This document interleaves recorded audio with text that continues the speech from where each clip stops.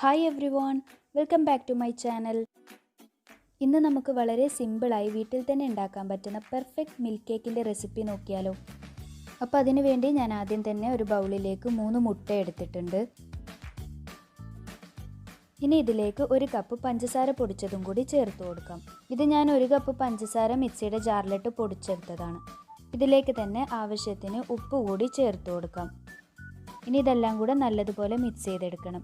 ഞാനിവിടെ hand whisk use ചെയ്തിട്ടാണ് ഇത് മിക്സ് ചെയ്തെടുക്കുന്നത്. നിങ്ങൾക്ക് വേണമെങ്കിൽ ബീറ്ററും യൂസ് ചെയ്യാവുന്നതാണ്.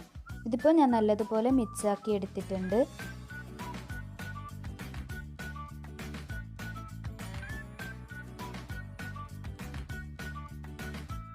ഇനി ഇതിലേക്ക് 1/2 കപ്പ് സൺഫ്ലവർ ഓയിലും കൂടി ചേർത്ത് കൊടുക്കാം.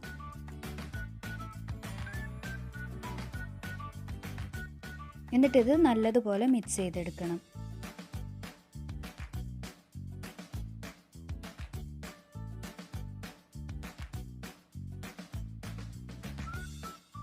ഇനി ഇതിലേക്ക് 1/2 ടീസ്പൂൺ വാനില എസൻസും കൂടി ചേർത്ത് കൊടുക്കാം. അപ്പോൾ നിങ്ങളുടെ കയ്യിൽ ലിക്വിഡ് അല്ല പൗഡറാണ് ഉള്ളതെങ്കിലും 1/2 ടീസ്പൂൺ ഇട്ട് കൊടുത്താൽ മതിയാകും.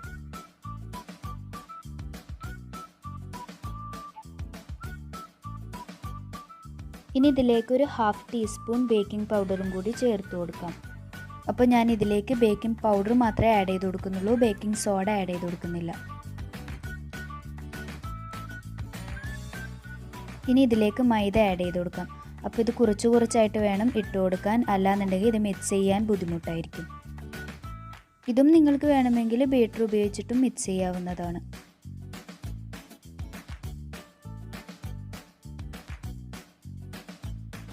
ഇപ്പോൾ ഞാൻ മുഴുവൻ മൈദ ഇതിലേക്ക് ഇട്ട് മിക്സ് ചെയ്ത് കൊടുക്കുന്നുണ്ട്. അപ്പോൾ ഇതുപോലുള്ള സ്പാച്ചുല ഉപയോഗിച്ചിട്ടാണ് ഞാൻ ഇത് മിക്സ് ചെയ്തെടുക്കുന്നത്. അപ്പോൾ ഇത് കട്ടയൊന്നുമില്ലാതെ നല്ലതുപോലെ മിക്സ് ചെയ്തെടുക്കാം.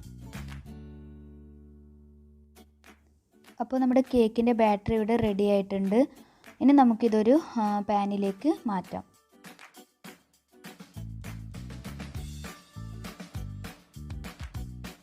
അപ്പോൾ ആദ്യം തന്നെ ഞാനൊരു പാനിൽ ബട്ടർ പേപ്പർ വെച്ച് അതിൻ്റെ മുകളിൽ ഓയിൽ സ്പ്രെഡ് ചെയ്ത് കൊടുത്തിട്ടുണ്ട്. ഇനി ഇതിലേക്ക് നമ്മുടെ കേക്കിൻ്റെ ബാറ്റർ ഒഴിച്ചു കൊടുക്കാം. അപ്പോൾ ഈ ഒരു കൺസിസ്റ്റൻസിയിലാണ് നമ്മുടെ ബാറ്റർ റെഡിയാക്കേണ്ടത്. നല്ല ലൂസും അല്ല, അതുപോലെ ഒരുപാട് തിക്കും അല്ല. ഈ ഒരു കൺസിസ്റ്റൻസിയിലാണ് നമുക്ക് കിട്ടേണ്ടത്. ഇനി നമ്മൾ ഈ ബാറ്റർ മുഴുവൻ ഒഴിച്ചു കൊടുത്തതിന് ശേഷം ഒരു കത്തി ഉപയോഗിച്ച് ഇതുപോലെ ചെയ്ത് കൊടുക്കുക. അപ്പോൾ ഇങ്ങനെ ചെയ്യുമ്പോൾ ഈ ബാറ്ററിൻ്റെ അകത്തുള്ള എയർ ബബിൾസൊക്കെ പോയി കിട്ടും. അപ്പോൾ നമ്മുടെ കേക്കിൻ്റെ ബേക്കിംഗ് ടൈം എന്ന് പറയുന്നത് 1/2 hour ആണ്. അപ്പോൾ ഒരു ലോ ഫ്ലെയിമിൽ വെച്ച് 1/2 hour നമുക്കിതൊന്ന് ബേക്ക് ചെയ്തെടുക്കാം. അപ്പോൾ സോസ് പാനിൽ കേക്ക് ഉണ്ടാക്കുന്നതെന്ന് വെച്ച് നമ്മുടെ കേക്കിൻ്റെ പെർഫെക്ഷന് ഒരു കുഴപ്പവും പറ്റില്ല. നല്ല സോഫ്റ്റ് സ്പഞ്ച് ടേസ്റ്റി കേക്ക് തന്നെ കിട്ടും. അപ്പോൾ ഈ കേക്ക് റെഡിയാവുന്ന സമയം കൊണ്ട് നമുക്കൊരു പാലിൻ്റെ മിക്സ്ചർ റെഡിയാക്കാനുണ്ട്. അപ്പോൾ അത് റെഡിയാക്കിയെടുക്കാം. അപ്പോൾ അതിനു വേണ്ടി ഒരു ബൗളിലേക്ക് 1 കപ്പ് പാൽ ഒഴിച്ചു കൊടുക്കാം. ഇനി ഇതിലേക്ക് 2 ടേബിൾ സ്പൂൺ പാൽപ്പൊടി കൂടി ചേർത്ത് കൊടുക്കാം. പാൽപ്പൊടിക്ക് പകരം വേണമെങ്കിൽ ഇവാപ്പറേറ്റഡ് മിൽക്ക് ചേർത്ത് കൊടുക്കാവുന്നതാണ്. ഇനി ഇതിലേക്ക് തന്നെ 1/2 കപ്പ് വിപ്പിംഗ് ക്രീം കൂടി ചേർത്ത് കൊടുക്കാം.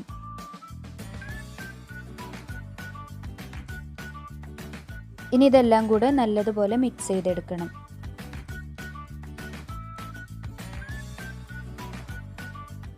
ഇതിപ്പോൾ നല്ലതുപോലെ മിക്സായി വന്നിട്ടുണ്ട്. ഇനി ഫൈനലി നമുക്കിതിലേക്ക് കണ്ടൻസ്ഡ് മിൽക്ക് കൂടി ആഡ് ചെയ്ത് കൊടുക്കാം. ഞാനിതിലേക്ക് സ്ക്വീസ് ചെയ്തിട്ടാണ് കണ്ടൻസ്ഡ് മിൽക്ക് ആഡ് ചെയ്ത് കൊടുത്തിട്ടുള്ളത്. അപ്പോൾ 3 ടേബിൾ സ്പൂൺ കണ്ടൻസ്ഡ് മിൽക്കാണ് നമുക്കിതിലേക്ക് ആവശ്യമായിട്ട് വന്നിട്ടുള്ളത്. അപ്പോൾ കണ്ടൻസ്ഡ് മിൽക്ക് ഇല്ലയെന്നുണ്ടെങ്കിൽ പഞ്ചസാര ചേർത്ത് കൊടുത്താലും മതിയാകും. 3 ടേബിൾ സ്പൂൺ പഞ്ചസാര ചേർത്ത് കൊടുത്താൽ മതി. അപ്പോൾ നമ്മുടെ ഈ പാൽപ്പൊടി ചേർത്ത് കൊടുത്തിട്ടുണ്ടല്ലോ, അത് രണ്ടും തമ്മിൽ മിക്സ് ചെയ്ത് നല്ലൊരു ടേസ്റ്റ് കിട്ടിക്കോളും.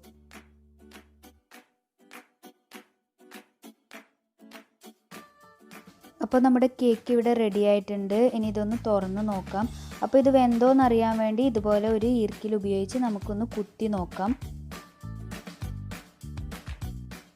ഇനി ഇത് ഞാനൊരു സ്ക്വയർ ഷേപ്പിൽ കട്ട് ചെയ്തെടുക്കുകയാണ്. അപ്പോൾ നിങ്ങൾക്ക് ഇഷ്ടമുള്ള ഷേപ്പിൽ ഇത് കട്ട് ചെയ്തെടുക്കാം. ഞാനിവിടെ ഒരു സ്ക്വയർ ഷേപ്പിൽ കട്ട് ചെയ്തെടുക്കുകയാണ്. ശരിക്കും ഈ കേക്ക് നല്ല സോഫ്റ്റ് ആണ് കേട്ടോ. നമ്മുടെ കയ്യിലെടുത്ത് നോക്കിക്കഴിഞ്ഞാൽ നമുക്കിത് മനസ്സിലാവും. നല്ല സോഫ്റ്റ് കേക്കാണിത്. ഇനി നമ്മുടെ കേക്കിൻ്റെ മുകളിൽ ഇതുപോലെ ഇങ്ങനെ ചെയ്ത് കൊടുക്കാം. അപ്പോൾ ഇങ്ങനെ ചെയ്ത് കൊടുക്കുന്നത് എന്തിനാണെന്ന് വെച്ച് കഴിഞ്ഞാൽ നമ്മുടെ ഈ നേരത്തെ തയ്യാറാക്കി വെച്ച മിൽക്കിൻ്റെ മിക്സ്ചർ ഇതിൻ്റെ മുകളിൽ ഒഴിക്കുമല്ലോ. അപ്പോൾ ഇതൊന്ന് പെട്ടെന്ന് അബ്സോർബ് ചെയ്തെടുക്കാൻ വേണ്ടിയിട്ടാണ് ഇങ്ങനെ ചെയ്ത് കൊടുക്കുന്നത്. ഇനി നമ്മൾ നേരത്തെ തയ്യാറാക്കി വെച്ച മിൽക്കിൻ്റെ മിക്സ്ചർ ഇതിൻ്റെ മുകളിൽ ഒഴിച്ചു കൊടുക്കാം.